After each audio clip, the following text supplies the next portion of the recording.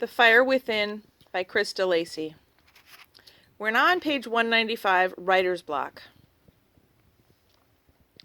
Well, that'll teach you not to go where you shouldn't, said a voice. Liz, arms folded, appeared in the doorway. Oops, went Lucy, sliding under the blanket. I thought I told you she was resting, David. I know, I'm sorry. I was only... Liz, help. My skin is all scaly. He held out his hands for Liz to inspect. She flicked them a cursory glance.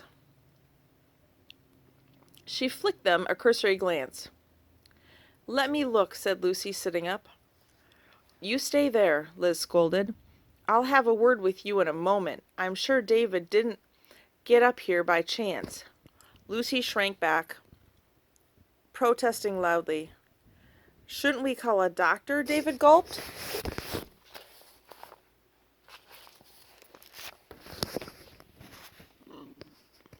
A doctor couldn't do much for that.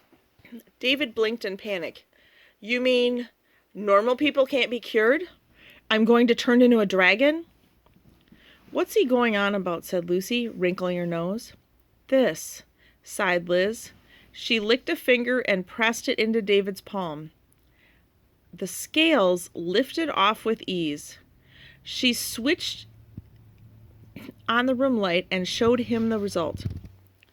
That's glitter, said Lucy, checking her arms, and he thought it was dragon scales. She threw back her head and cackled with laughter. Time that someone went to college, said Liz. David's worried lines morphed into a scowl. No, he has to look for Conker, coughed Lucy, just as a thunderclap rattled the windows.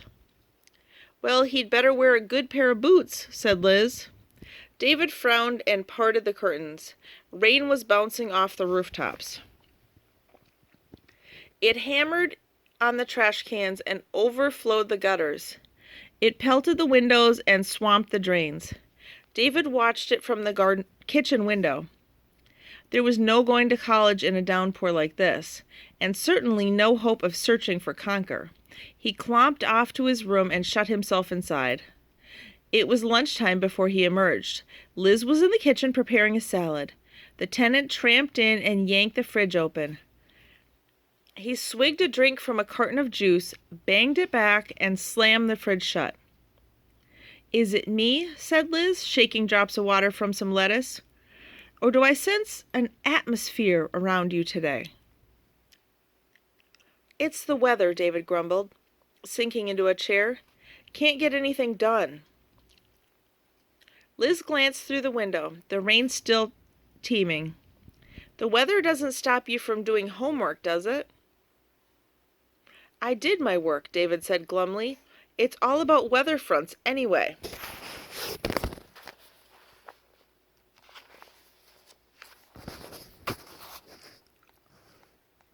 Well, write some more of your story then. That usually makes you happy. Been trying to. Nothing will come. It was like this last night, but not as bad. I think I've got writer's block.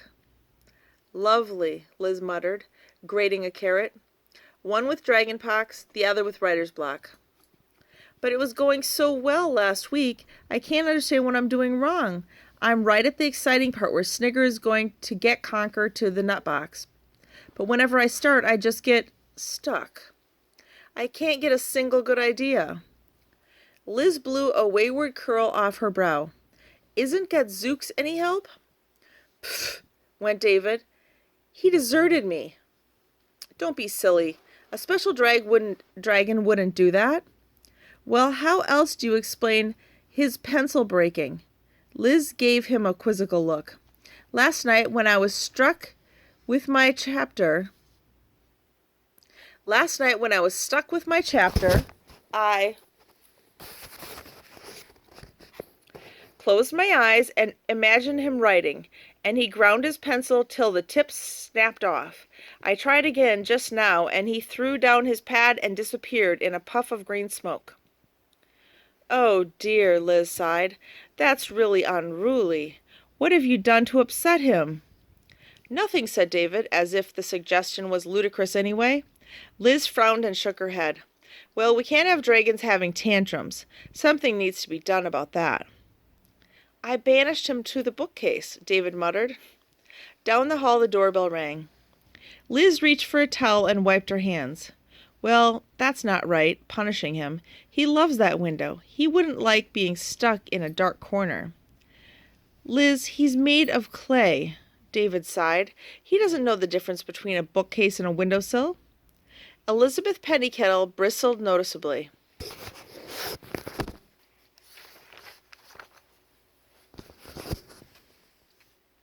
Well, if that's what you think of him, no wonder he won't help you.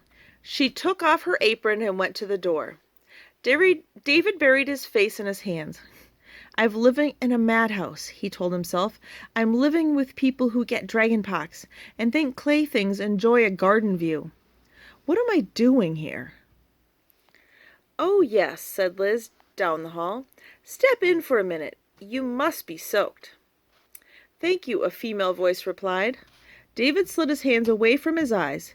He leaned back in his chair and peered down the hall. A young woman, about his own age, was wiping her feet on the coconut fiber mat.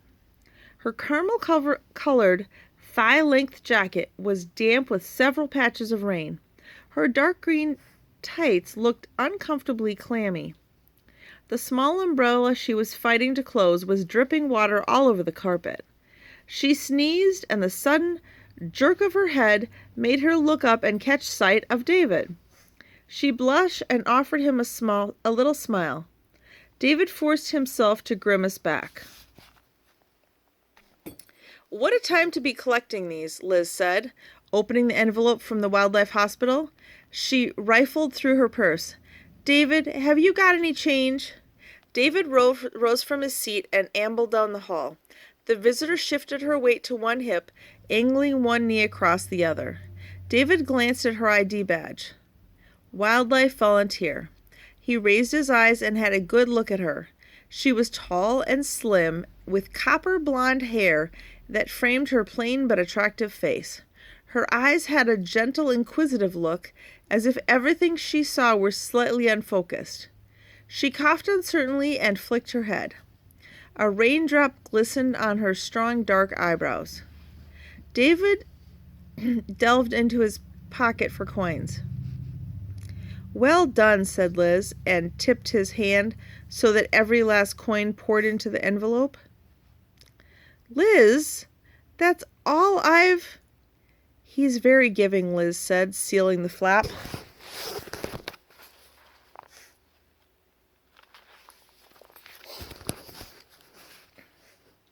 Especially when he's in a good mood. She handed Sophie the envelope. Thank you, that's very generous, Sophie said, shyly dropping it into a plastic bag.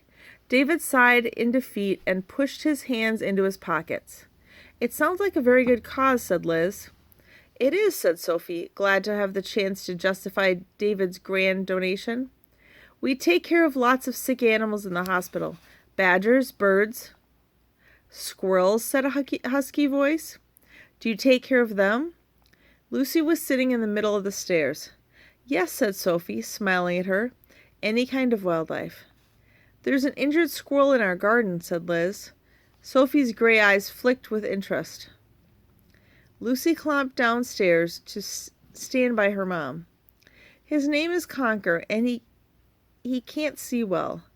We're going to catch him and take him to the library gardens. Oh, went David. This was news to him. Sophie thought carefully for a moment, then said, If he has a bad eye, you could bring him to us. Our vet will check him over absolutely free. Shall I give you one of our leaflets? Lucy gave an uncertain shrug. Sophie felt in her pocket and pulled out a folded leaflet and pen. Our telephone number's on here. I'll give you my cell phone number, too, in case you need me after hours. She scribbled down the number and held the leaflet out. Lucy's hand went up to take it. Liz intercepted and handed it to David. Thank you, that's very helpful. Sophie nodded bashfully and edged toward the door. Outside, the rain beat gently on the path. Well, nice to meet you. Don't hesitate to call. Thanks again for the donation. She glanced at David. His gaze dropped to the leaflet.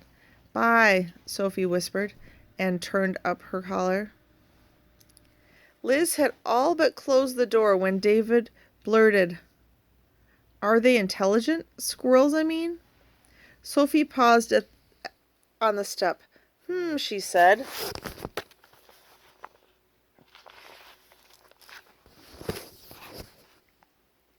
With a gentle nod. They're very resourceful. Good at overcoming obstacles and such. You don't think we're wasting our time trying to catch it?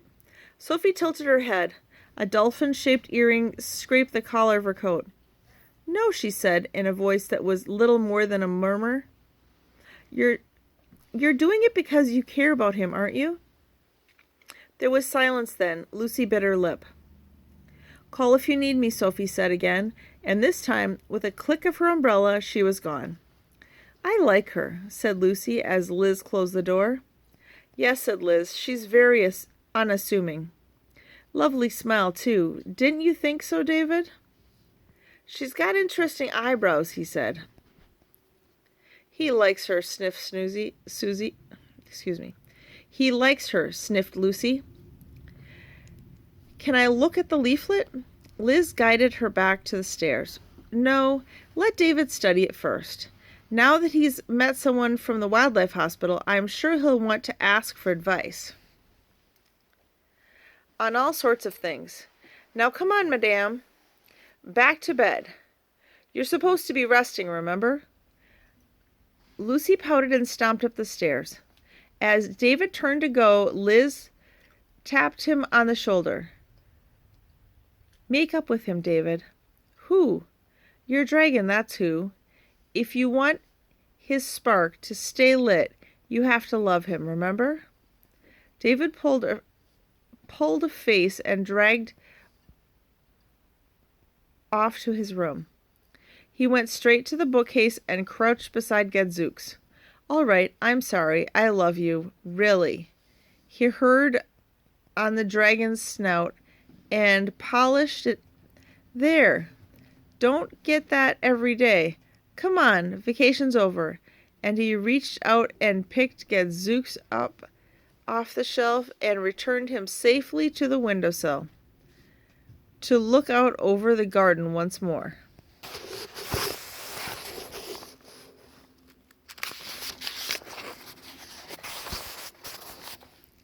Now we are on page 206, Do Not Disturb.